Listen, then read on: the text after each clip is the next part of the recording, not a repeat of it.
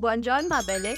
If you are someone who's very interested in Shatter Me series but is scared to start it because of the 11 books, or is just very curious to know how and where to start it, this video is exactly for you. So, without wasting any more time, I'll start the intro and I'll see you right after that.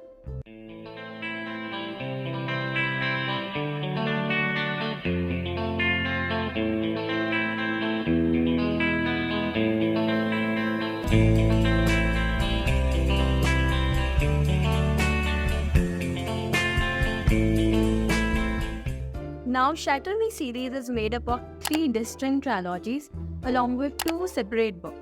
So that makes it a very dense series and also very unique from all the other series you might have heard about. So first of all, if you just want to dip your toe into the book series, you can read the first trilogy and see if you're getting the hang of it or not. But trust me, once you're in it, you will probably want to stick for the ride because the character development, the world building, everything is phenomenal as we progress through the 3 books. So definitely I will get into more detail, and first of all, let's get started with the first series. So in the first trilogy, we have Shatter Me, then Unravel Me and Ignite Me.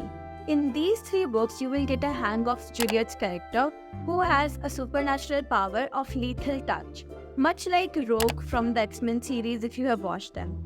So in the first 3 books, you will get an idea of the dystopian world in which these books are set. It's like a much later time where our technology has kind of disrupted the world. So the weather is very unpredictable and some people have some supernatural powers. The first 3 books do have a satisfying ending in themselves. So if you just want to check the waters, the first 3 books can be your best bet and you will find a very satisfying ending within the 3 books. You can read them as a separate trilogy, so it will be pretty good and a very easy ride. The books are very short too. So I will suggest you that you should definitely read the first 3 books and see if you like them.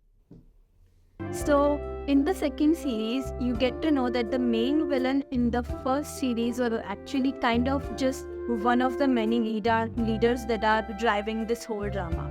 The second trilogy has again 3 books: Restore Me, Defy Me and Imagine Me. And the characters get a bit more complex. The character of Juliet starts developing her powers and also knowing how to control them a bit more.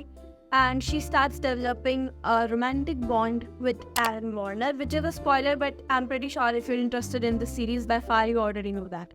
So if you want to read the first series and you like it, then you should definitely come to the second series. But then if you have read the second series, you will have to read the third series for a more satisfying conclusion. So decide according to what you want.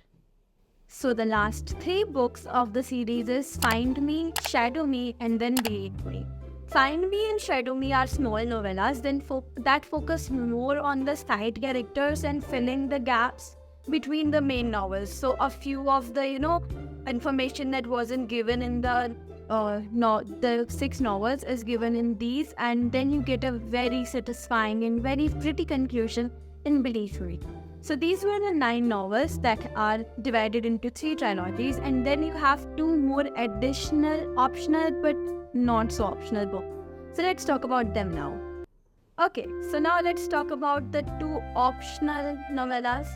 First one, we have Destroy Me, which is set between Shatter Me and Unravel Me, which are the first 2 books.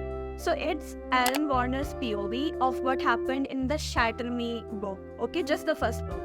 So these are optional because even if you don't read this one, you will get the full glimpse of the story. You won't miss out on the storyline. But what you will miss out on is Warner's affection towards Juliet and why he was doing the things that he was doing. He will tell them in a very embraced version in the next novel, that is Unravel Me. But still, there is a lot of depth in this book. So if you want to get the whole gist, you should read this one. Then the second book is Fracture Me, which is set between Unravel Me and Ignite Me, and it's from Adam's POV.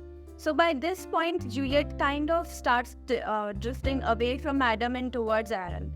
So this book gives us a very deep glimpse of Adam's actions and Adam's motives and what he was doing, what he was feeling.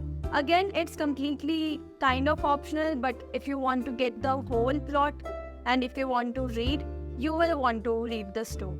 The thing is that if you read the first 3 books, okay, you will most definitely read these 2 books to get the whole POV. And then once you start reading these 2 books, you won't be able to stop. So you're pretty much in for the ride.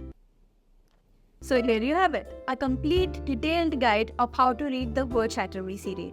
One thing that I should tell you is that most of the very famous scenarios or quotes that you have seen in the Reels or Shorts or TikTok, wherever you see it, are in the last trilogy. The lift up your hips scene and the romantic angle between Kenji and Nazira, the dog scene are all in the last books. So if you want to read that part, you will have to read the whole series anyway. But most probably, since they are so short, you will be reading this whole series anyway. So enjoy turning these pages and I'll see you next time.